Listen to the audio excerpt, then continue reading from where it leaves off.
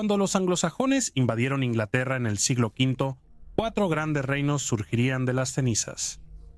Estos eran Northumbria, Mercia, Wessex y Anglia Oriental. Los anglosajones, que originalmente eran paganos, en su mayoría se convertirían al cristianismo, y los reyes paganos a menudo se convertían por razones políticas, como la imposición de un rey más poderoso, para ganar legitimidad, o por la promesa cristiana de obtener la inmortalidad tras la muerte. Sin embargo, un hombre que se resistió fue Pender, el rey de Mercia, descrito como el último gran rey guerrero pagano entre los anglosajones y un hombre muy belicoso de la raza real de los mercianos. Su destrucción marcó el fin del paganismo inglés como ideología política y religiosa, y así todos los reinos de Inglaterra caerían bajo el hechizo del cristianismo, con sus tradiciones, costumbres y forma de vida paganas originales desvaneciéndose de la memoria viva. Esta es la historia de Pender, el asesino de reyes, un hombre cuya voluntad fue forjada en la guerra y que se mantuvo inflexible hasta el final, siendo el último rey anglosajón en morir como pagano. Fue él quien forjó Mercia en un reino poderoso, y fue él quien permitió que Mercia se convirtiera en un reino dominante que llegaría a definir el panorama político de Inglaterra durante siglos. Esta es su historia. Penda es mencionado por primera vez en la crónica anglosajona en el año 626, en la que se afirma este año: Penda sucedió al reino de Mercia y reinó 30 años. Penda era hijo de Piba, Piba de Creoda, Creoda de Cingwald, Cingwald de Cneva, Cneva de Aesel, Aesel de Eomer, Eomer de Anglotau, Anglotau de Offa, Offa de Wermund, Wermund de Witleseg y Witleseg de Woden. En los días antiguos, cuando los reyes anglosajones gobernaban, a menudo se les vinculaba con lo divino mediante un parentesco personal con el dios Woden, también conocido como el padre de todos. Las genealogías reales en inglés antiguo muestran a Woden como ancestro de todos los reyes ingleses. Estos reyes mantenían su estatus al ser descendientes directos de Woden, su dios más venerado y adorado. Pender pertenecía a la casa de Aesel, que fue una dinastía de reyes de Mercia durante los siglos 7 y 7-8. Recibieron su nombre del rey Aesel, una figura legendaria del período de migración que estableció el reino de Mercia y fue su primer rey. La Historia Britanum, que significa la historia de los britanos, registra que el padre de Pender, Piber, tuvo 12 hijos, incluyendo a Pender. No se sabe si Pender era el mayor, sin embargo, el asesinato entre parientes por el trono era común durante la era anglosajona, ya que no siempre era el mayor quien tomaba el poder, sino el hombre que tenía los medios para tomar el trono, a menudo mediante la fuerza militar, o quien fuera el mejor guerrero y estratega político. La mayor parte de la vida temprana de Pender sigue siendo un misterio, ya que se le menciona por primera vez en las fuentes cuando se convirtió en el rey de Mercia. Se desconoce cómo llegó a ser rey y cómo fue su crianza. Probablemente recibió la crianza típica de la realeza anglosajona, aprendiendo a luchar con espada, lanza y hacha. También habría estado inmerso en las creencias y costumbres del paganismo anglosajón, que incluían honrar a los dioses y realizar rituales. Muy pocos registros del reinado de Pender han sobrevivido al paso del tiempo. La fuente más importante que tenemos es la historia del pueblo inglés de Beda, escrita relativamente cerca de la época de Pender, aunque también se pueden encontrar fragmentos de información en la crónica anglosajona y en la historia britona. Muchas de estas fueron escritas siglos después de la muerte de Pender, lo que arroja una gran sombra de incertidumbre sobre su fiabilidad. Entre estas, el relato de Beda sigue siendo el más detallado y quizá el más influyente. En estas páginas, el legado de Pender empieza a formarse. Aunque a menudo se le presenta como el villano, desafiando lo que la historia llegó a considerar el lado equivocado de la fe y el destino, como sabemos, los vencedores escriben la historia, y como el cristianismo triunfó sobre el paganismo, solo podemos suponer que Pender fue un héroe entre los defensores de las antiguas creencias. Edwin era el rey de Dera y Bernicea, que juntas más tarde serían conocidas como el Reino de Northumbria. Hacia el año 624, Edwin se volvió el gobernante más poderoso de Bretaña. Beda lo incluye en su lista de reyes que ejercieron el imperium sobre los demás monarcas anglosajones. La crónica anglosajona le da el título de Bred Walder, o gobernante de Bretaña.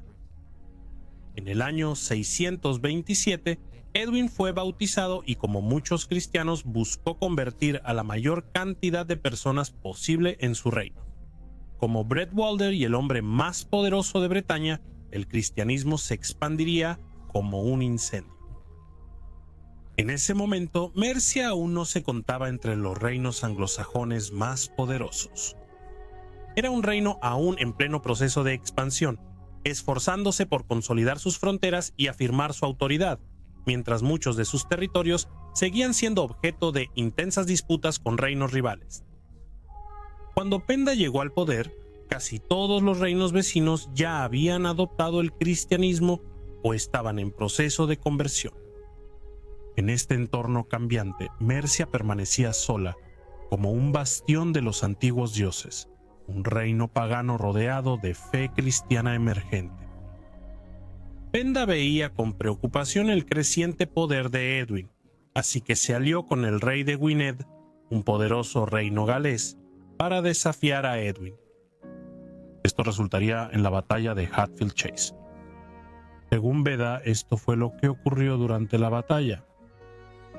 Edwin gobernó gloriosamente durante 17 años sobre los pueblos ingleses y británicos, de los cuales, como se mencionó antes, pasó 6 como cristiano. Durante su reinado, Cadwalla, el rey de los britanos, se rebeló contra él, con el apoyo de Pender, un feroz guerrero de sangre y misericordia real. Tuvo lugar una gran batalla en la llanura conocida como Heathfield. Allí, el 12 de octubre del año 633 después de Cristo, Edwin fue asesinado a la edad de 47 años, y su ejército fue aniquilado o dispersado. En esa batalla su hijo Osfred, un joven valiente, también murió. Otro hijo, Enfrid, se vio obligado por las circunstancias a buscar refugio con el rey Pender, pero más tarde fue asesinado por él durante el reinado de Osvaldo, en traición a un juramento. Esto marcó una época de terrible matanza para la iglesia y el pueblo de Northumbria. Pender, junto con todo el pueblo de Mercia, seguía siendo adorador de ídolos y ajeno a la fe cristiana. Así, Pender obtuvo una gran victoria, ya que llevó la cabeza del rey Edwin a York como trofeo. El poderoso Bred Walder estaba muerto y sus ideologías cristianas fueron contenidas por un tiempo, ya que sus sucesores volvieron al paganismo.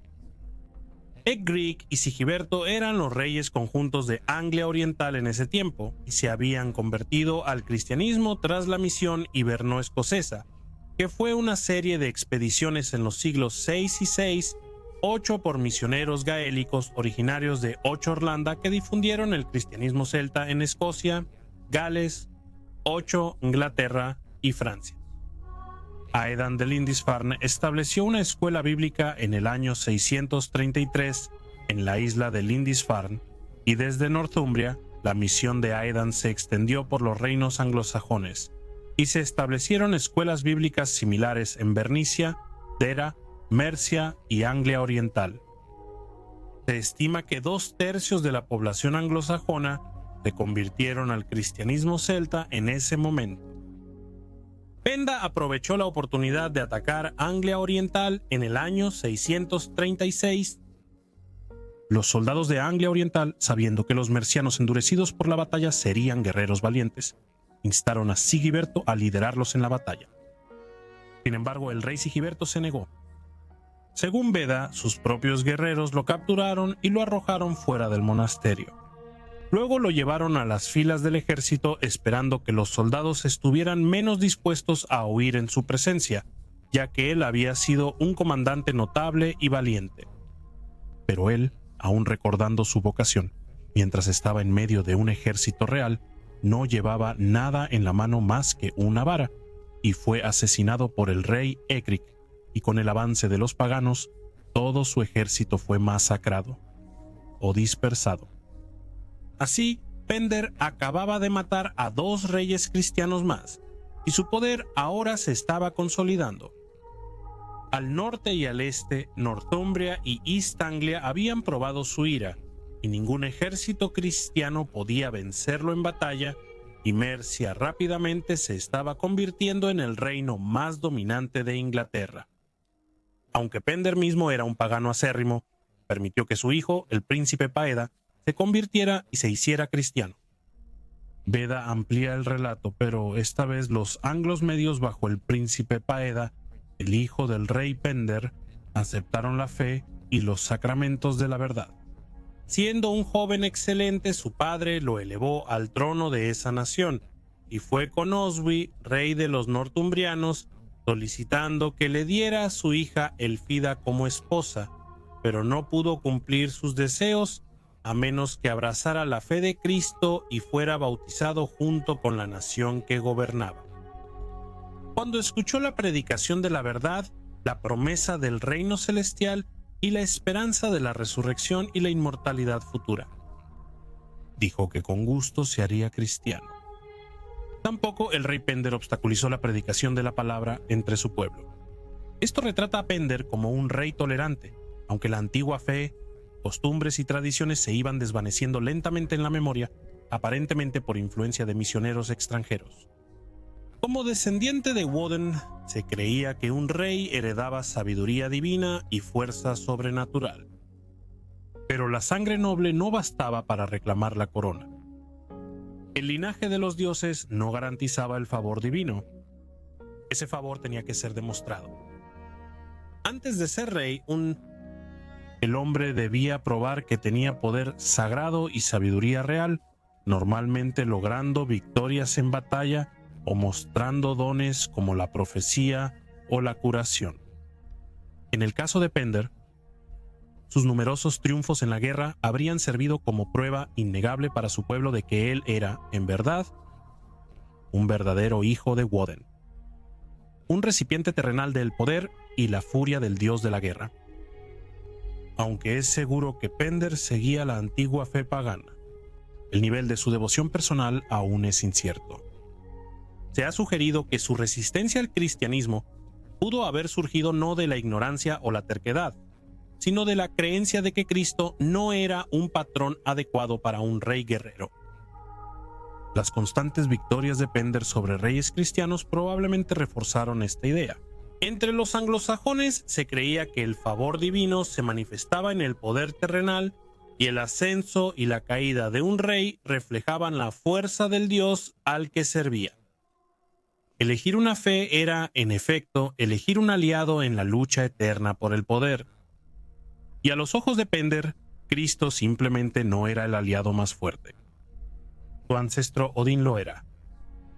Sus victorias pudieron haberlo llevado a creer que era un rey guerrero protegido por los dioses, y que sus dioses paganos eran más efectivos en la guerra que el dios cristiano. Tras la muerte del rey Edwin de Northumbria, su sobrino Osvaldo ascendió al trono. Osvaldo había vencido a Cadwallon, el rey de los britanos, quien se había aliado con Pender en la batalla de Hatfield. En el año 634, Osvaldo restableció posteriormente el dominio de Northumbria sobre gran parte de Bretaña. Sin embargo, Pender seguía siendo hostil al poder de Northumbria, o al menos Osvaldo lo percibía como una amenaza. La causa precisa de la guerra que culminó en la batalla de Masafield sigue siendo desconocida. El historiador Beda, que escribió en el siglo siguiente, retrató a Osvaldo como una figura santa, y su deseo de presentarlo de manera favorable pudo haberlo llevado a pasar por alto las campañas militares agresivas de Osvaldo.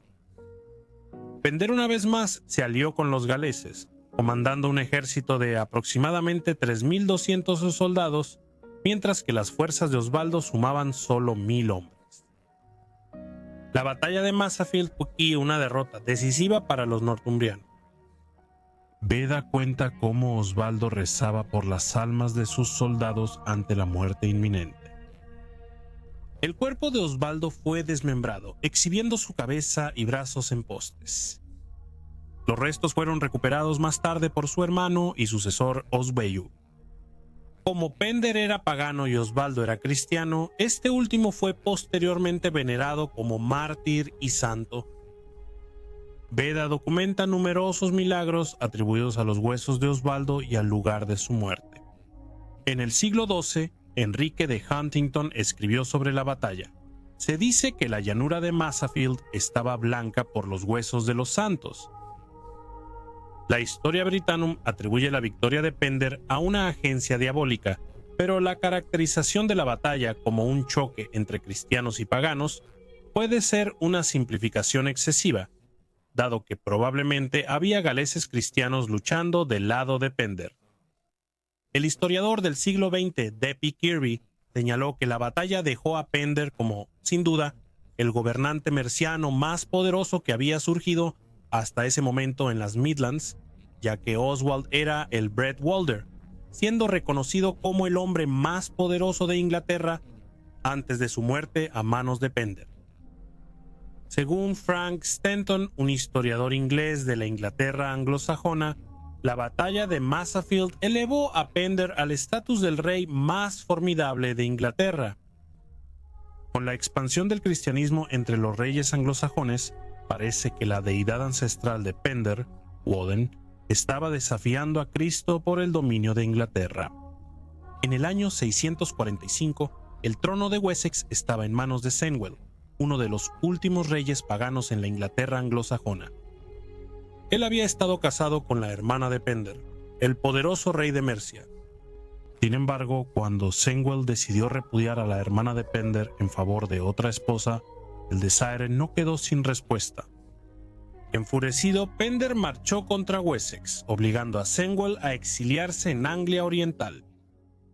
Quien gobernó Wessex durante los años de exilio de Cenwalh sigue siendo incierto, aunque se cree ampliamente que Pender pudo haber ejercido el control, a pesar de la ausencia de registros sobrevivientes que lo confirmen. En ese momento, el rey Anor gobernaba Anglia Oriental, un soberano piadoso y culto que enriqueció el monasterio de Knobbersberg con espléndidos edificios y tesoros. Más adelante fundaría un monasterio allí, consolidando aún más su devoción a la fe cristiana. Sin embargo, en el año 651, Penda volvió a traer la guerra a Anglia Oriental, atacando el propio monasterio. Ana y sus hombres corrieron a defenderlo, resistiendo a los mercianos el tiempo suficiente para que los monjes pudieran huir con sus libros sagrados y reliquias. Aunque el monasterio se salvó, Ana no salió victorioso. Derrotado en batalla, fue obligado a exiliarse. Ana regresó para reclamar su reino en el año 654, pero la noticia de su regreso llegó a Pender, quien una vez más lideró un poderoso ejército merciano hacia Anglia Oriental. Hubo un segundo asalto, más devastador aún. Los ejércitos de Pender y Ana lucharon y los anglos orientales perdieron. Muchos cayeron ese día, incluido el propio rey Ana y su hijo Jormin. Tras esta sangrienta victoria, Pender nombró a su propio hijo Peada como gobernante de la Anglia Central, expandiendo aún más el dominio de Mercia sobre los reinos anglosajones. Con el sur y el este sometidos, Pender volvió a dirigir su mirada hacia el norte, desatando la guerra contra Osweu de Bernecia en su propio territorio. Según el historiador Beda, Pender devastó cruelmente la tierra de los northumbrianos de manera extensa, arrasando el campo y sitiando la fortaleza real de Bambra. Cuando los mercianos no lograron tomar la fortaleza por la fuerza ni por asedio, intentaron quemarla hasta los cimientos, pero Beda relata que un viento divino, invocado por las oraciones de San Aedan, milagrosamente hizo que las llamas se volvieran contra los atacantes. Se dice que Aedan exclamó: «Mira, Señor, el daño que causa Penda», y los cielos respondieron. Años después, tras la muerte de Aedan, Penda regresó a la región y nuevamente encabezó una campaña brutal. Arrasó la tierra con fuego y espada, incluso quemó la misma iglesia donde había muerto Aedan. Sin embargo, como escribe Beda, el poste de madera contra el que el santo se apoyó en sus últimos momentos permaneció milagrosamente intacto, sin ser tocado por las llamas. Se creía que esto era una señal de intervención divina. No se registran batallas abiertas entre Pender y Oswiu durante este tiempo, lo que sugiere que Oswiu pudo haber evitado el conflicto directo, quizás reconociendo que aún no podía igualar el poder del rey de Mercia. Con los años, el rey Pender forjó un legado de dominio gracias a varias contundentes victorias militares, especialmente sobre los antes poderosos northumbrianos. Una vez más, el envejecido caudillo marcharía hacia el norte, con la mira puesta en derrocar a Oswiu, rey de Bernicea. La causa exacta de esta última campaña sigue siendo incierta. Aunque Beda nos dice que Pender había mostrado tolerancia hacia la predicación cristiana dentro de Mercia, se ha sugerido que él veía la expansión del cristianismo respaldado por Bernicea en Mercia y la Anglia Media como una forma de colonización espiritual, una invasión que amenazaba su propia soberanía. Otros han especulado que Pender buscaba evitar que Oswiu reunificara Northumbria, temiendo que pudiera restaurar la antigua gloria del reino que antes representaban Edwin y Oswald. Para prepararse para la tormenta que se avecinaba, Pender reunió a sus aliados de Anglia Oriental y Gales, formando un ejército formidable liderado por 30 caudillos. Oswiu, hermano del asesinado Oswald, gobernaba solo la porción norte de Northumbria, Bernecia, y pronto se encontró sitiado en una fortaleza ahora perdida en algún lugar de las tierras salvajes del norte. Según la Historia Britanum, Oswiu, desesperado por salvar su reino, ofreció tesoros a cambio de la paz. Se dice que Penda la aceptó distribuyendo la riqueza entre sus aliados británicos, pero Beda ofrece una versión completamente diferente, afirmando que Penda rechazó la oferta de inmediato, jurando en cambio destruir por completo a toda la raza de Oswiu, sin perdonar ni a los altos ni a los bajos. Para agravar la vulnerabilidad de Oswiu, su propio hijo Ecgfrith estaba en ese momento retenido como rehén en Mercia, lo que le daba a Penda otra ventaja más. Por razones que siguen sin estar claras, tal vez como resultado de maniobras políticas o de presagios mal interpretados, el ejército de Penda se dirigió hacia el sur, quizá con la intención de regresar a casa, pero las deserciones empezaron a debilitar la fuerza de la alianza merciana. Cadofel de Gwynedd huyó bajo la cobertura de la noche con sus hombres, ganándose el despreciativo apodo de el que rehuye la batalla. Ethelwold de Dera también se retiró, eligiendo esperar el resultado desde un lugar seguro. Solo el rey Aetelir de los Anglos del Este permaneció leal, permaneciendo al lado de Penda en la víspera de la batalla. Oswiu, aunque muy superado en número, enfrentó a Penda en batalla. Beda relata la historia. Oswiu, con apenas un puñado de guerreros, se enfrentó al enemigo que se decía era 3 veces mayor que él, 30 legiones dirigidas por comandantes renombrados. Oswiu y su hijo Alfred lucharon con valor. Los paganos fueron vencidos. Sus 30 capitanes y muchos soldados huyeron o cayeron. Entre los caídos estaba Ethelir de Anglia Oriental, hermano del rey Anar asesinado, cuya participación en la guerra había llevado a su reino a la destrucción. La batalla se libró cerca del río Wingwade, desbordado por las fuertes lluvias. Mientras los mercianos huían, muchos no murieron por la espada, sino que se ahogaron en las aguas desbordadas. La naturaleza, al parecer, se había vuelto en su contra. Pender yacía entre los caídos y así terminó su reinado. El último gran caudillo pagano inglés. Con su caída, los viejos dioses desaparecieron y el cristianismo se expandió con más fuerza en toda la tierra. Pender fue el último gran rey guerrero pagano entre los anglosajones. Su estatus de guerrero era incuestionable. Frank Stanton escribió esto sobre Pender. Él mismo fue un gran rey guerrero de los más honrados en la saga germánica, señor de muchos príncipes y líder de una vasta comitiva atraída a su servicio por su éxito y generosidad.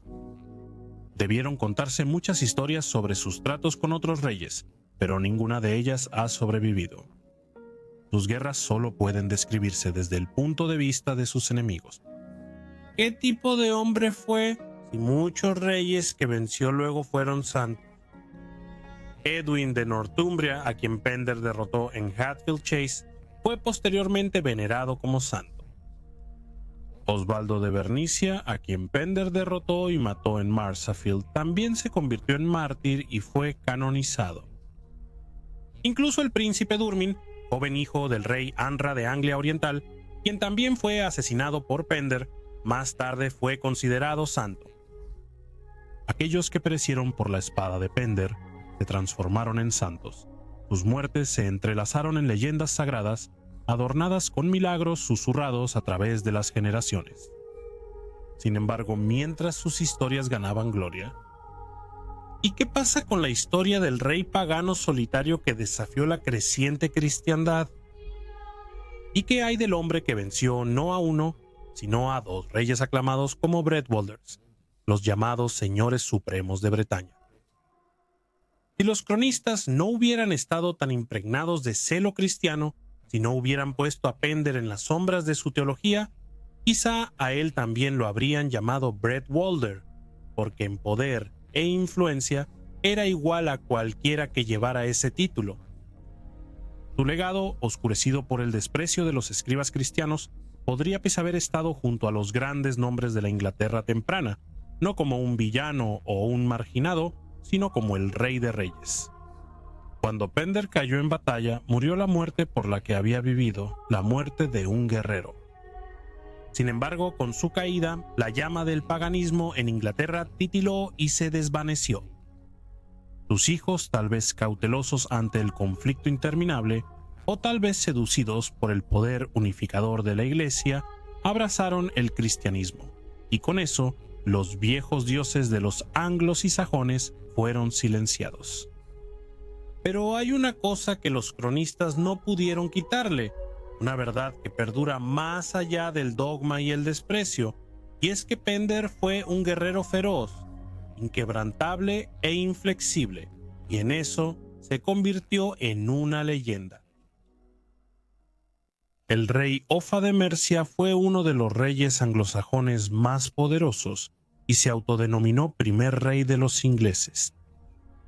Después de una serie de batallas y jugadas políticas maestras, el rey Offa se convertiría en el hombre más poderoso de Bretaña. Aunque no tenemos relatos de primera mano sobre su reinado, solo quedan vestigios de su antigua gloria. Lo que queda son pistas de su grandeza, como el dique de Offa, que fue la construcción de un gran muro de tierra y una zanja, o dique, que se ha descrito como extendiéndose de mar a mar. La obra requirió miles de hombres y cada sección parece haber sido construida por personas de diferentes distritos. Se considera una de las mayores construcciones en la historia de la Inglaterra anglosajona, reflejando su alcance de poder, riqueza y vastos recursos. Los historiadores a menudo pasan por alto a Offa debido a la falta de material de referencia sobre su reinado. La crónica anglosajona es una fuente clave de este periodo. La crónica fue hecha por los sajones occidentales y suele considerarse parcial hacia Wessex. Por lo tanto, puede que no refleje con precisión el alcance del poder que logró Offa, un merciano, pero creo que él se encuentra entre los más grandes gobernantes anglosajones. Esta es su historia olvidada. Offa es uno de los reyes mencionados en la crónica anglosajona como descendiente del dios Woden, una afirmación ancestral común entre las casas reales, aunque para ese entonces todos los reyes anglosajones ya eran cristianos en su fe. Nació alrededor del año 730, era hijo de Thingtrid, un noble menor y pariente lejano del entonces rey reinante de Mercia, Ethelbald. Ethelbald había revivido la fortuna de Mercia, restaurando su antiguo esplendor de una manera que recordaba al poderoso rey Pender. Su reinado, que duró desde el año 716 hasta 757, trajo fuerza y prestigio al reino. Sin embargo, su final fue brutal. Según la historia de los ingleses de Beda, Ethelbald fue asesinado por la noche por sus propios guardaespaldas, aunque se desconocen sus motivos. Tras este regicidio, un hombre llamado Beornred tomó el trono. Su gobierno fue breve y tiránico. Según Beda, Offa, tras haber hecho huir a Beornred, buscó obtener el reino de los mercianos mediante el derramamiento de sangre. Esto sugiere fuertemente que Offa desafió a Beornred en batalla, derrotó a sus fuerzas y lo obligó al exilio. Aunque Offa no era hijo de un rey, provenía de la línea real de los Islingas, una dinastía que remonta sus orígenes a Aesil, el legendario fundador de Mercia, de quien se dice que condujo a su pueblo desde el otro lado del Mar del Norte hasta Bretaña alrededor del año 515 durante la gran migración anglosajona. Este linaje noble le dio a Offa un reclamo legítimo al trono de Mercia, que aseguró en el año 758.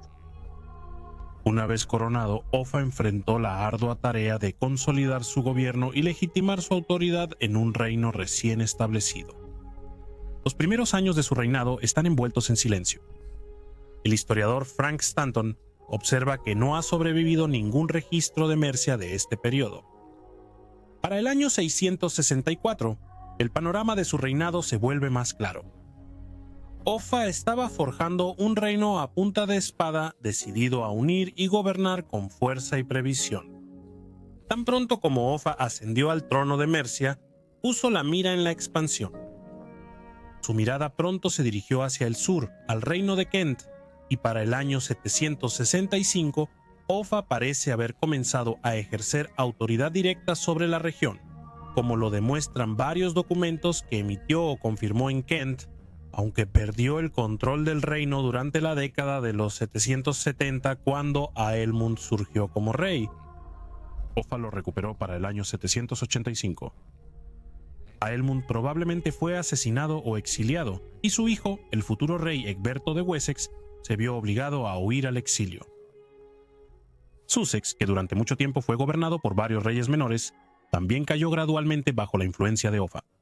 En los primeros 13 años de su reinado, Offa confirmó cartas en el oeste y centro de Sussex. Para el año 771, había sometido el este de Sussex mediante acciones militares, trayendo efectivamente todo el reino bajo su control. Las cartas del año 772 revelan su autoridad completa sobre la región, con sus antiguos reyes reducidos al estatus de un alderman. Su señorío sobre los otros reinos más pequeños está menos documentado, pero para este momento la supremacía de Mercia se estaba expandiendo de manera constante. Anglia Oriental brindó otra oportunidad de dominio. La línea real de los bufingas del reino, descendientes del legendario rey Buffa y durante mucho tiempo considerada la casa gobernante, llegó a su fin en el año 749 con la muerte del rey Elfwald. Con los bufingas extintos, Offa vio la oportunidad de tomar el control. Un joven noble llamado Ethelberto ascendió al trono después, pero su reinado terminaría en tragedia. Según la crónica anglosajona, Offa mandó ejecutar al rey Ethelberto de Anglia Oriental. Offa, rey de los mercianos, ordenó que le cortaran la cabeza al rey Ethelberto. Su muerte pronto se volvió leyenda. Alrededor del año 1080, la Passio Sancti Ethelberti registra la historia de un joven rey virtuoso y piadoso, elegido por su sabiduría y gracia. Presionado para casarse con la hija de Offa, Idbur, Ethelbert viajó a Mercia en contra de las advertencias ominosas de su madre. Al final se decía que la reina Sindrif, esposa de Offa, envenenó la mente de su esposo con sospechas y engaños, lo que finalmente llevó al asesinato y decapitación de Ethelbert. Ya sean estos relatos hechos o ficción moralizada, Offa de todos modos reclamó Anglia Oriental como parte de su dominio, extendiendo su autoridad sobre otro reino más. Al sur, el reino de Wessex estaba gobernado por el rey Cynwulf, un descendiente directo por línea masculina de Cerdic, el legendario líder de la migración anglosajona y monarca fundador de Wessex. Durante gran parte del reinado de Offa, Cynwulf había resistido la supremacía de Mercia, manteniendo la independencia de su reino. Las tensiones entre los dos reyes finalmente estallaron en un conflicto abierto. En el año 779 se libró la batalla de Bensington. Aunque se sabe poco de la batalla, su resultado es claro. Ofer salió victorioso. A pesar de su derrota, no hay indicios de que Cynwulf se volviera subordinado a Ofer después de eso. Sin embargo, el gobierno de Cynwulf llegó a un final repentino y violento en el año 786, cuando fue emboscado y asesinado durante una disputa dinástica, supuestamente en la casa de su amante. La muerte de Cynwulf creó un vacío de poder en Wessex, uno que Ofer aprovechó rápidamente.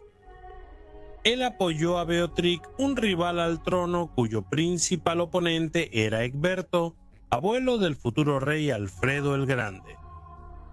Para asegurar esta alianza, Ofer dio a su hija Edva en matrimonio a Beothric.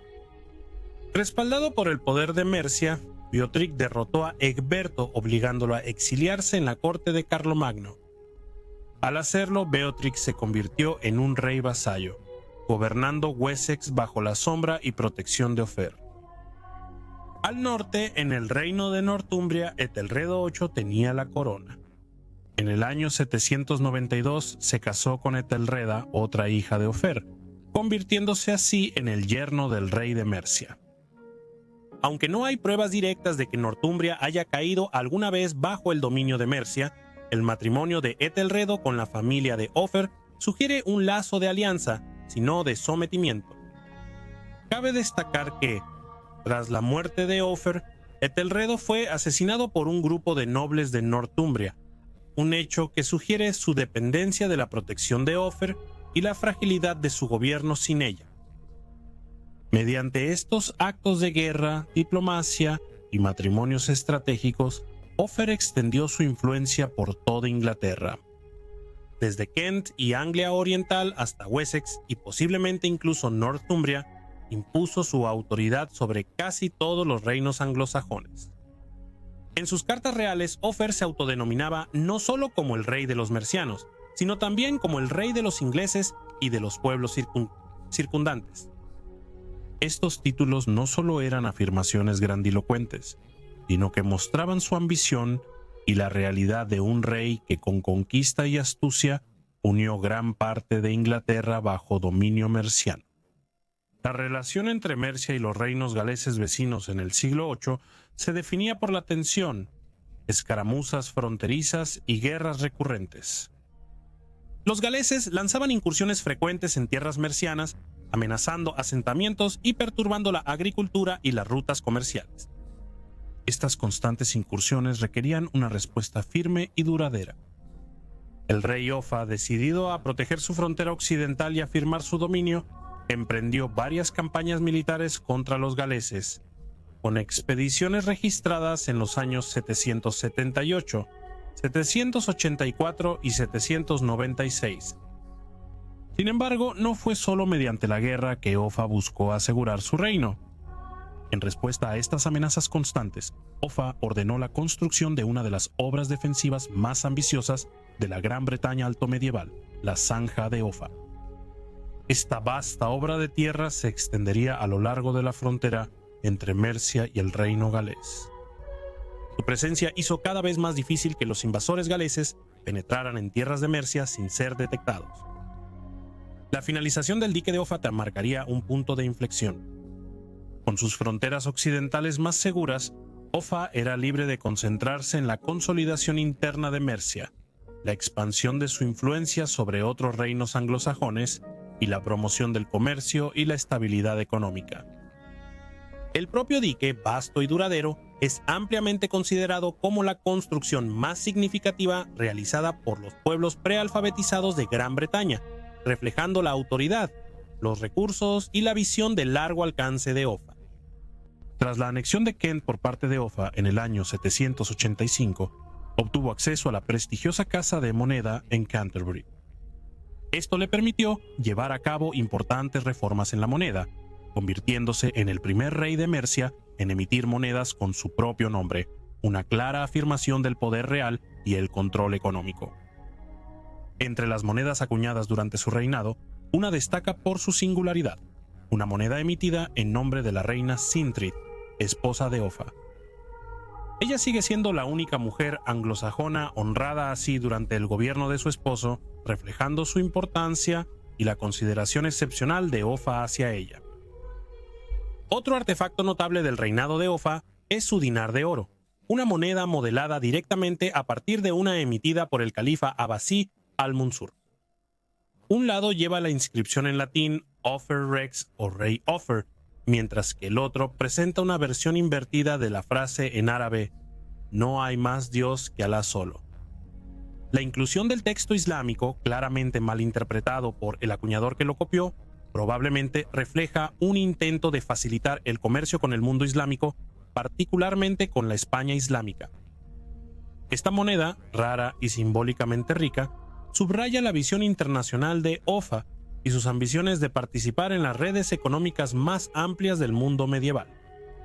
El inicio de la era vikinga se marca tradicionalmente por el brutal ataque al monasterio de Lindisfarne en el año 793, pero el primer encuentro registrado entre los ingleses y los navegantes nórdicos ocurrió antes de ese evento, durante el reinado del rey Offa de Mercia. Según la crónica anglosajona, en el año 787 está escrito: primero llegaron 3 barcos de nórdicos provenientes de Hordaland. El alguacil local salió a su encuentro con la intención de escoltarlos hasta la ciudad del rey porque no sabía quiénes eran, y allí lo mataron. Estos fueron los primeros barcos daneses que buscaron la tierra inglesa. Este breve pero violento encuentro marcó la ominosa llegada de una nueva y aterradora fuerza a las costas de Inglaterra. Más pruebas de la conciencia de Offa sobre este peligro creciente aparecen en una carta real fechada en el año 792. En ella, Offa da instrucciones para preparar Kent para la defensa contra paganos marítimos con barcos errantes. Esta referencia probablemente se refiere a los primeros saqueadores vikingos y sugiere que los ataques costeros esporádicos ya habían comenzado y que Offa fue uno de los primeros gobernantes en reconocer la amenaza emergente. Sus acciones al reforzar las defensas de Kent revelan no solo prudencia estratégica, sino también los primeros indicios de una respuesta nacional a lo que se convertiría en una lucha de siglos contra las incursiones vikingas. Offa, siempre el rey vigilante, ya estaba tomando medidas para proteger su reino contra una tormenta que se levantaba desde los mares del norte. El rey Offa de Mercia moriría en el año 796, aproximadamente a la edad de 56 años. Su fallecimiento marcó el final de un reinado extraordinario, uno forjado en sangre, coronado en gloria y destinado a moldear el curso de la historia inglesa. Aunque fue sucedido por su hijo Ecgfrith, el reinado del joven rey fue fugaz, durando apenas 141 días antes de su prematura muerte. Tras la caída de Ecgfrith, la línea de Offa terminó abruptamente. El erudito nortumbrio Alcuino, escribiendo desde la corte de Carlomagno, reconoció la inquebrantable determinación de Offa para asegurar la sucesión de su hijo. Sin embargo, en su sombría reflexión, insinuó un ajuste de cuentas divino, escribiendo: Ecgfrith no ha muerto por sus propios pecados, sino que la venganza por la sangre que su padre derramó para asegurar el reino ha alcanzado al hijo. Offa no dudó en eliminar a sus rivales para asegurar su legado, un legado que buscó transmitir a toda costa. Historiadores modernos como Simon Keynes han descrito a Offa como un hombre impulsado por una ambición desenfrenada, más que por una visión unificadora. Sin embargo, reducir su legado a un simple hambre de poder es pasar por alto la enorme magnitud de sus logros. Los anales que sobreviven, principalmente la crónica anglosajona, un relato de Wessex, no logran captar toda la grandeza de Offa. Su silencio no habla de su insignificancia, sino de la eliminación deliberada de un rey de Mercia cuyo poder eclipsó a todos sus rivales. Offa no solo fue como un gobernante regional, sino un rey de reyes. Sus cartas reales daban testimonio de un soberano que se autodenominaba rey de los ingleses y rey de Mercia y de los pueblos circundantes. ¿Y quién podría dudar de la verdad en esos títulos? Gobernó de mar a mar construyendo la imponente Zanja de Offa, una frontera monumental que hasta el día de hoy permanece como símbolo de su autoridad y visión.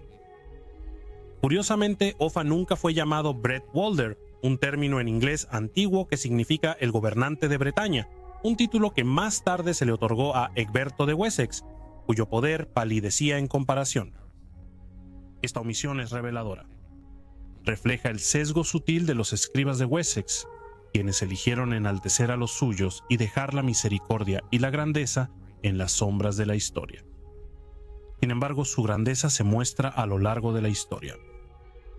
Ethelstan Etheling, un príncipe guerrero y el hijo mayor de Ethelred el Indeciso, quien más tarde fue rey de Inglaterra, conservaría la espada de Offa como su posesión más preciada, reflejando la reputación de Offa y las historias sobre él que habían sobrevivido hasta el siglo XI, así que tal vez Offa fue, a su manera, el primer verdadero rey de Inglaterra, mucho antes de Ethelstan de Wessex, quien fue el primer rey oficial de Inglaterra.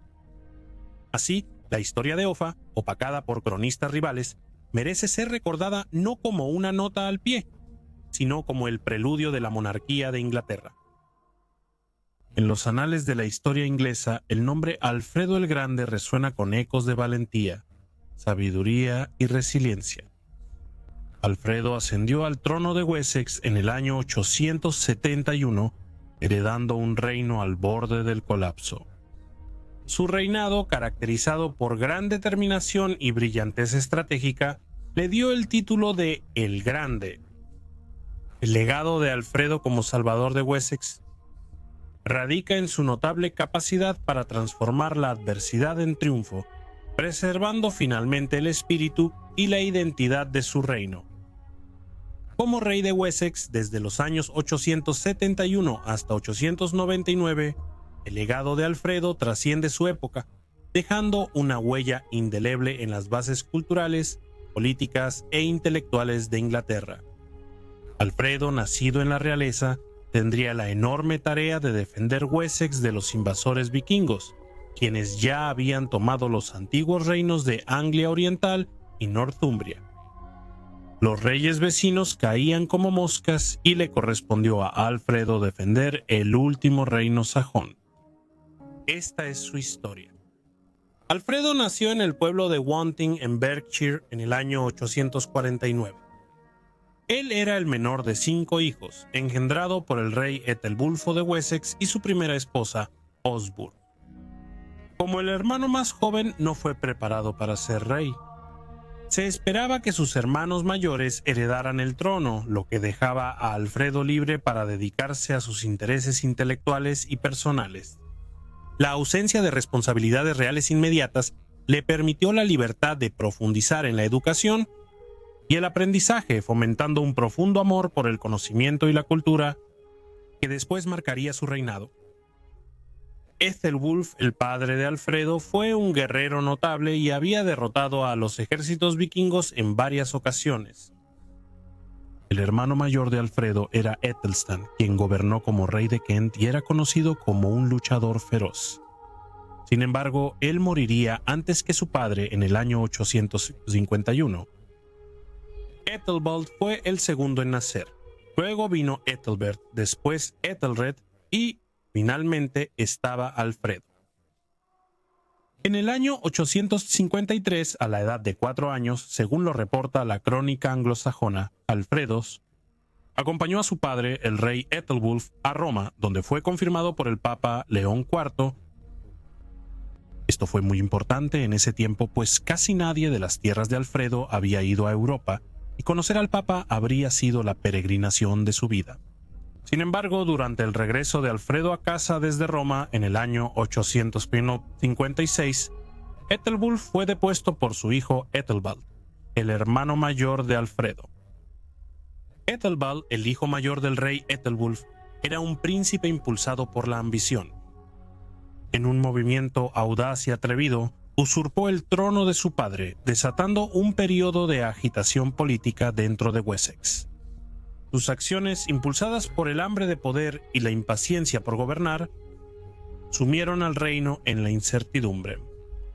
Las consecuencias de esta usurpación fueron de gran alcance, afectando no solo el panorama político, sino también la vida de quienes estaban cerca del trono, incluido un joven e impresionable Alfredo. Con la guerra civil en el horizonte, los magnates del reino se reunieron en un consejo para llegar a un acuerdo. Ethelbald conservaría los condados occidentales y Ethelwulf gobernaría en el este. Cuando el rey Ethelwulf murió en el año 858, Wessex fue reclamado por Ethelbald, quien tiene una reputación bastante negativa según los cronistas y los historiadores posteriores.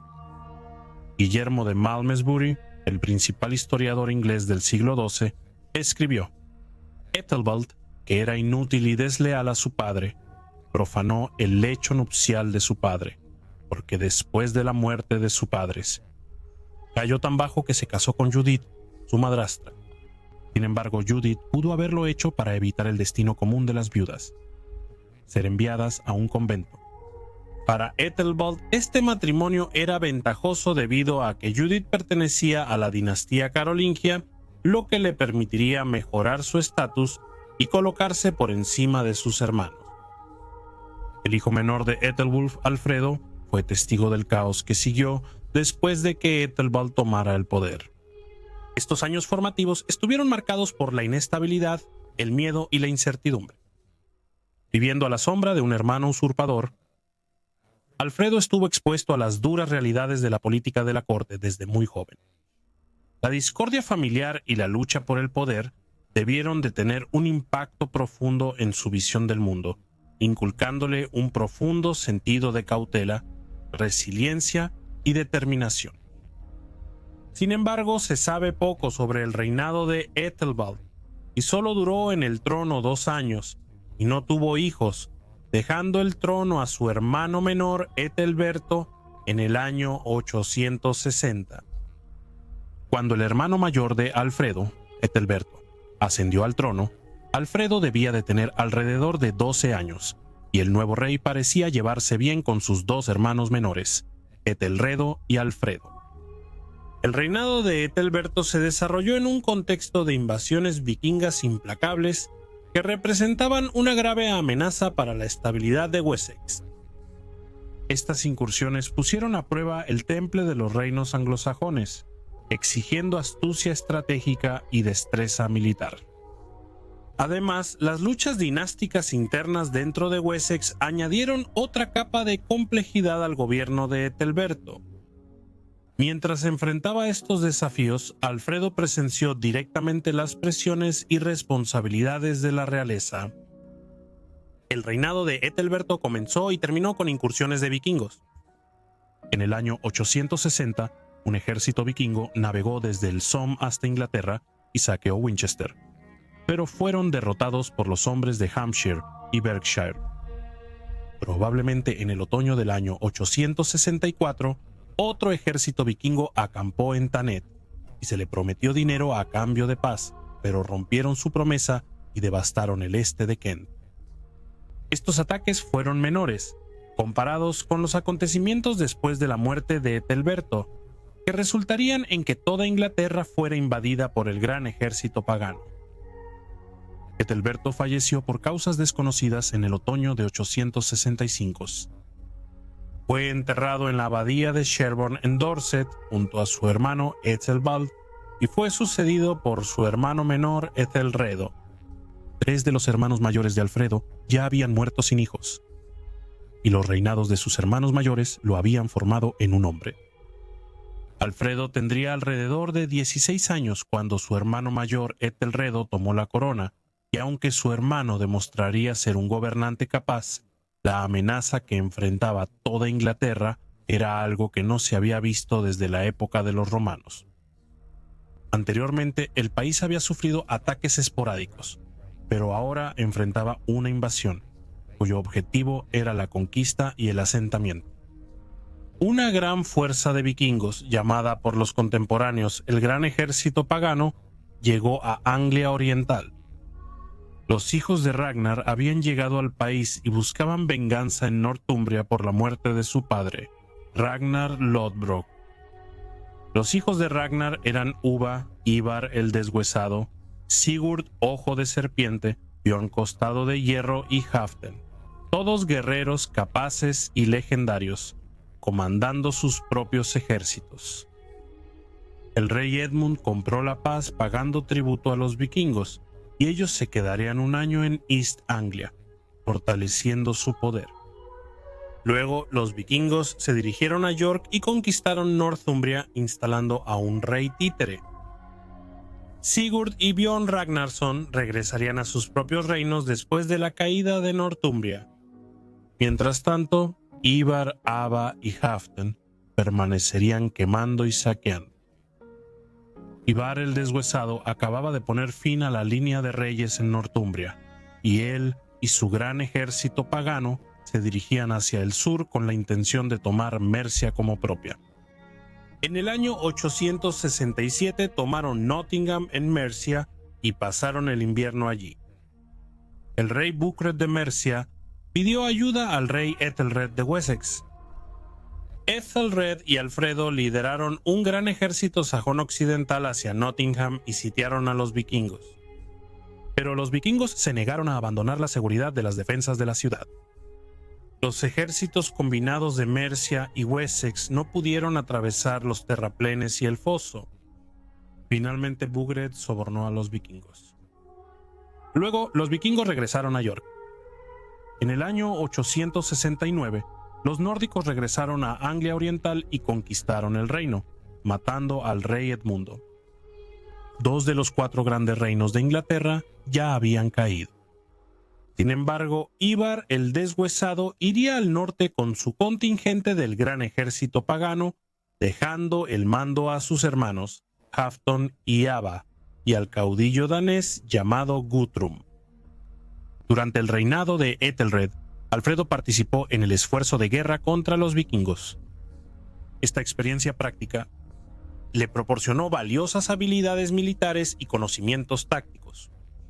Aprendió el arte de la guerra, la planificación estratégica y la importancia de la adaptabilidad frente a un enemigo implacable.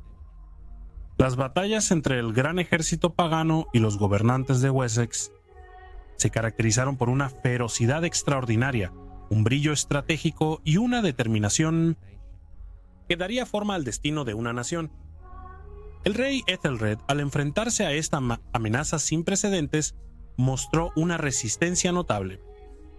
Reunió a sus fuerzas, fortificó las ciudades y enfrentó al gran ejército pagano en una serie de feroces batallas.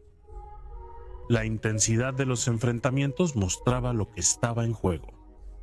La propia supervivencia de Wessex y su cultura estaba en juego. La determinación y valentía de Ethelred ante probabilidades abrumadoras inspiraron a su gente y demostraron la resiliencia del espíritu anglosajón. Al final del año 870, los vikingos intentaron conquistar Wessex y se dirigieron desde East Anglia hasta Reading. El 4 de enero, el rey Ethelred de Wessex y el príncipe Alfredo se enfrentarían a los vikingos con un ejército sajón y lucharon para entrar en la ciudad, masacrando a todos los daneses que estaban afuera. Esto culminaría en la batalla de Reading el 4 de enero del año 871.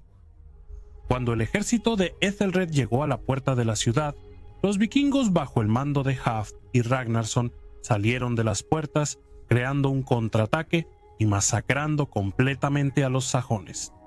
El nivel de carnicería fue inmenso y el rey Ethelred y el príncipe Alfredo apenas escaparon del campo de batalla con vida, solo logrando huir gracias a su mejor conocimiento del terreno local, lo que les permitió perder a sus perseguidores vikingos. Cruzando el río Luden, sus fuerzas sobrevivientes se reagruparon en Windsor y 4 días después, Ethelred y Alfredo volverían a liderar a sus tropas en la batalla de Ashdown. Los vikingos llegarían primero y se desplegaron en la cima de la colina, dándoles la ventaja. Luego dividieron sus fuerzas en 2 contingentes, uno bajo el mando del hermano de Ivar, el rey Halfdan, y otro bajo el mando de los condes vikingos.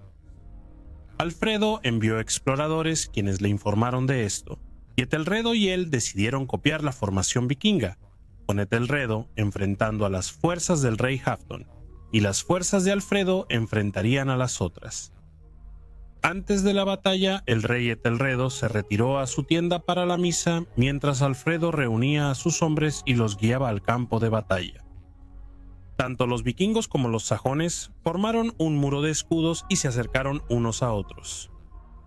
Alfredo, sabiendo que el enemigo tenía la ventaja, decidió atacar y lideró a sus hombres en una carga cuesta arriba. Los dos ejércitos chocarían y la batalla continuaría con furia hasta que Etelredo también lideró una carga. Esto resultaría en una victoria sajona. Etelredo y Alfredo entonces perseguirían a los vikingos en un frenesí sangriento, acabando con todos los que huían de su ira hasta que la noche cayó sobre ellos. Alfredo rápidamente estaba ganando reputación como un guerrero salvaje y un gran líder de hombres. Sin embargo, la victoria fue de corta duración. 2 semanas después, Etelredo y Alfredo fueron derrotados en la finca real de Basing en la batalla de Basing. A pesar de enfrentar derrotas devastadoras y la pérdida de territorios importantes, Wessex no se rindió. La resistencia de Etelredo, Alfredo y su gente fue inigualable. Sin embargo, fue en la batalla de Merton, el 22 de marzo del año 871, donde los vikingos cambiaron el rumbo de la guerra. El obispo Hyamund fue asesinado, al igual que muchos hombres importantes, y después de esta batalla, un gran ejército de verano llegó a Reading. Luego, en Pascua, murió el rey Etelredo. Ha sido muy especulado por los historiadores que Etelredo murió a causa de las heridas que adquirió en las muchas batallas consecutivas en las que participó contra los vikingos. Las muertes de los 4 hermanos mayores de Alfredo, Ethelstan, Ethelbald, Ethelberto y Ethelredo, lo dejaron como el único heredero sobreviviente al trono de Wessex. Las esperanzas y expectativas de la dinastía de Wessex recaían únicamente sobre los hombros de Alfredo. Como el último heredero restante, se esperaba que no solo continuara la línea de sucesión, sino que también defendiera el reino contra las incursiones vikingas y los conflictos internos. Esta inmensa presión, junto con la conciencia y los desafíos que enfrentaron sus predecesores, obligó a Alfredo a madurar rápidamente, desarrollando una aguda comprensión de las complejidades del liderazgo. La pérdida de sus hermanos se convirtió en un crisol en el que se forjó el carácter de Alfredo al presenciar la fragilidad de la vida y la impermanencia del poder. Él interiorizó la importancia de la resiliencia, la determinación y la adaptabilidad. Estas experiencias fomentaron en él un sentido de deber hacia su pueblo, un compromiso de defender su reino y una determinación inquebrantable de dejar un legado duradero. Su hermano Etelredo, sin embargo, dejó atrás a 2 hijos menores de edad tras su muerte, Ethelholm y Ethelwald. Etelredo y Alfredo habían hecho un acuerdo anteriormente de que el hermano sobreviviente de las batallas sería el rey. La ascensión de Alfredo al trono no fue cuestionada, ya que necesitaban a un hombre y un líder que los guiara a través de muchos días oscuros e inciertos. Mientras Alfredo estaba ocupado con las ceremonias fúnebres de su hermano, los daneses derrotaron al ejército sajón en su ausencia, en un lugar sin nombre, y luego nuevamente en su presencia en Wilton en mayo. La derrota en Wilton dejó a Alfredo sin esperanza. ¿Cómo podría expulsar a los vikingos de sus tierras? En cambio, se vio obligado a hacer la paz con ellos, según fuentes que no mencionan cuáles fueron los términos de esa paz. Aunque no lo mencionan Acer ni la crónica anglosajona, es probable que Alfredo les haya pagado plata a los vikingos para que se fueran. Durante los siguientes 5 años, los daneses ocuparon otras partes de Inglaterra, y en el año 874, los vikingos invadieron Mercia y obligaron a su rey, Buchred, a exiliarse. Él se fue a Roma y nunca regresaría a las Islas Británicas. Luego los vikingos instalaron al rey títere Ceolwulf, exigiendo juramentos de lealtad del nuevo rey. Después de esta victoria, el gran ejército pagano se dividió nuevamente. Halfdan fue al norte para luchar contra los pictos de Strathclyde, mientras que Guthrum y Ava continuaron luchando en Wessex. En el año 876, bajo su nuevo líder Guthrum, los daneses se escabulleron más allá del ejército sajón y atacaron y ocuparon Wareham en Dorset. Alfredo los bloqueó, pero no pudo tomar Wareham por asalto. Luego negoció una paz que implicaba un intercambio de rehenes y juramentos, los cuales los daneses hicieron sobre un anillo sagrado asociado con el culto a Thor. Sin embargo, los daneses rompieron su palabra y, después de matar a todos los rehenes, escaparon bajo la cobertura de la noche. Sin embargo, muchas naves vikingas habían sido dispersadas por una tormenta y los daneses se vieron obligados a rendirse y retirarse a Mercia. Guthrum, sin embargo, idearía un plan astuto. En enero del año 878, los daneses realizaron un ataque repentino en Chippenham, una fortaleza real en la que Alfredo había estado durante la Navidad. La guardia personal de Alfredo fue asesinada y él apenas logró escapar con vida. Ante esta devastadora pérdida, Alfredo tomó una decisión estratégica que resultaría fundamental. Se retiró a los pantanos de Somerset, una región con fortificaciones naturales y ventaja estratégica. Desde esta base segura, reorganizó meticulosamente sus fuerzas, implementando reformas militares e inculcando un sentido de disciplina y unidad entre sus tropas leales. Este periodo de retiro se convirtió en una experiencia transformadora para Alfredo, ofreciéndole la oportunidad de reflexionar, planear estrategias y surgir como un líder más resiliente y estratégico. Sin embargo, el exitoso asedio y captura de Chippenham por parte de Guthrum en el corazón de Wessex causó conmoción en todo el reino.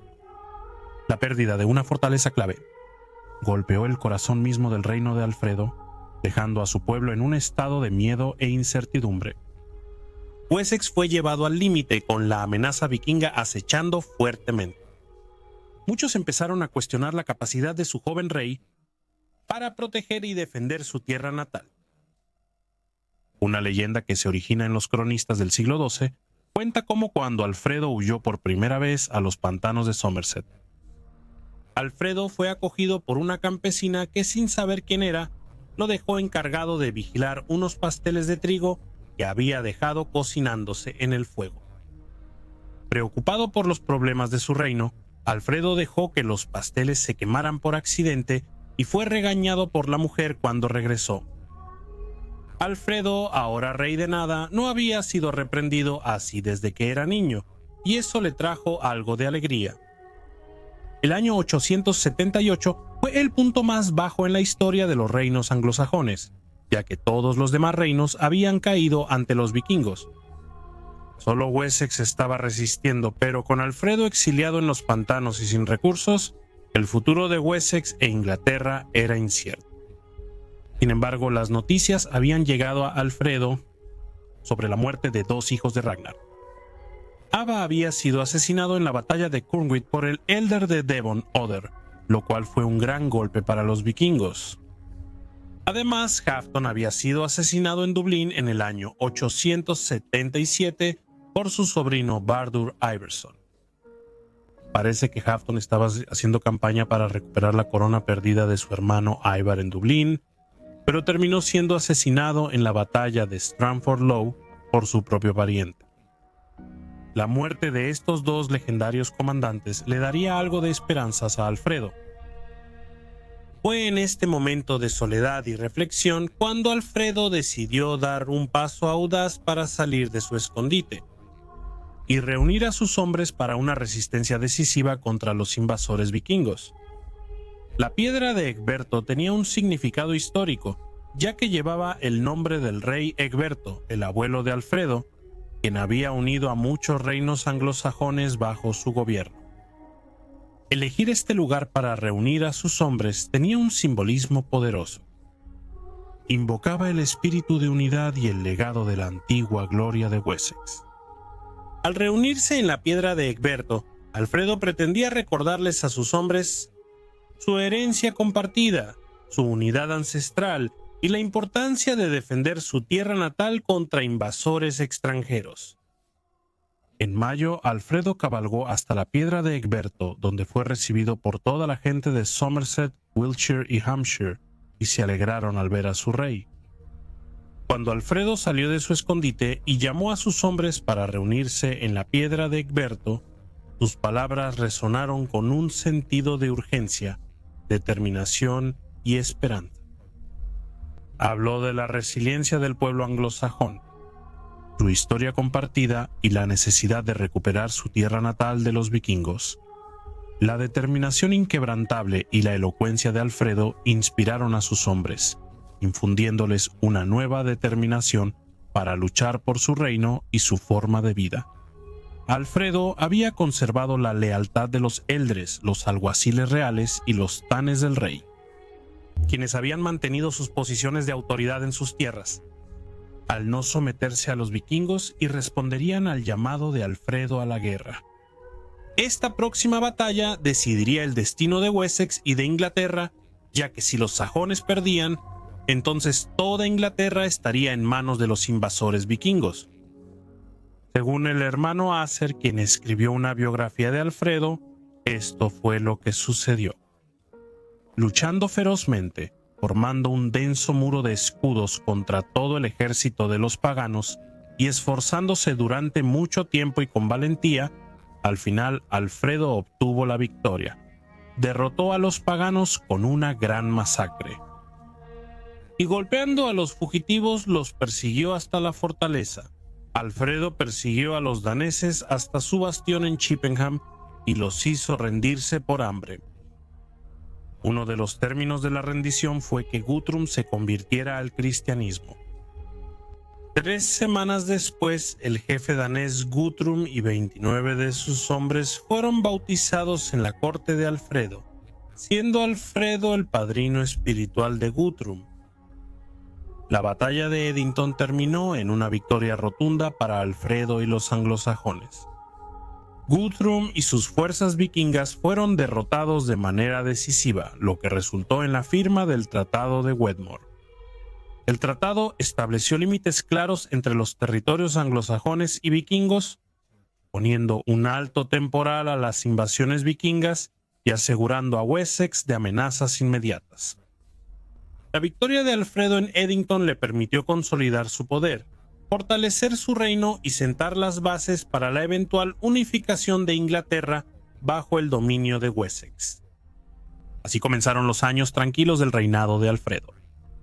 Alfredo fortaleció las defensas de su reino para asegurarse de que no fuera amenazado nuevamente por los daneses. Reorganizó su ejército y construyó una serie de asentamientos bien defendidos en el sur de Inglaterra. También estableció una armada para usarla contra los invasores daneses, quienes continuaban hostigando la costa. Como administrador, Alfredo promovió la justicia y el orden y estableció un código de leyes. Tenía una fuerte creencia en la importancia de la educación y aprendió latín cuando tenía poco más de 30 años. Luego organizó y él mismo participó en la traducción de libros del latín al anglosajón. En 886, Alfredo recuperó Londres. Alfredo confió la ciudad al cuidado de su yerno Etelredo, el noble de Mercia, quien se había casado con su hija Etelfleda, quien más tarde sería conocida como la Dama de Mercia. Durante este periodo, casi todos los cronistas coinciden en que el pueblo sajón de la Inglaterra, previa a la unificación, se sometió a Alfredo. Sin embargo, este no fue el momento en que Alfredo llegó a ser conocido como el rey de Inglaterra. De hecho, él nunca adoptaría ese título para sí mismo, aunque era el rey de toda la tierra, en todo menos en el nombre. La determinación inquebrantable de Alfredo y su capacidad para inspirar a su pueblo le valieron el título de Rey de los Anglosajones. Su destreza diplomática y sus éxitos militares llevaron gradualmente a la unificación de los reinos anglosajones bajo la bandera de Wessex. A través de alianzas, matrimonios estratégicos y su reputación como un gobernante justo y sabio, Alfredo creó un sentido de identidad compartida entre los reinos anglosajones. El legado de Alfredo el Grande como rey de los anglosajones es un testimonio de su liderazgo visionario, su astucia política y su dedicación inquebrantable a su pueblo.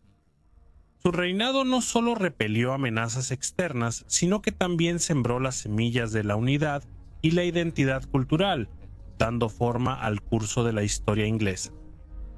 Los logros de Alfredo como estadista, líder militar y mecenas del aprendizaje han dejado una huella imborrable en la identidad de la nación inglesa, convirtiéndolo no solo en un rey, sino en un arquitecto venerado de la Inglaterra unida. Alfredo murió el 26 de octubre del año 899 a la edad de 51 años. Se desconoce cómo murió, aunque sufrió durante toda su vida una enfermedad dolorosa y desagradable. El rey Alfredo fue un gran hombre retratado aquí en una cita del obispo Acer. Era superior a todos sus hermanos, tanto en sabiduría como en todas las buenas costumbres, y además porque era belicoso en extremo y victorioso en casi todas las batallas. Aunque Alfredo estuvo aquejado de problemas de salud durante toda su vida, las estatuas de Alfredo en Winchester y Wantage lo representan como un gran guerrero. Sin embargo, la evidencia sugiere que no era el típico guerrero alto y corpulento, y tuvo episodios en los que caía enfermo, pero esto no lo detenía, y nunca le faltó valor, luchando junto a sus hombres, lo que, si acaso, lo hace aún más grande. Las incursiones vikingas durante el siglo IX, encabezadas por figuras legendarias como los hijos de Ragnar, representaron una amenaza para los reinos anglosajones, incluido el Wessex de Alfredo. Estos invasores, impulsados por la conquista y el saqueo, dejaron un rastro de destrucción a su paso, desafiando la supervivencia del modo de vida inglés.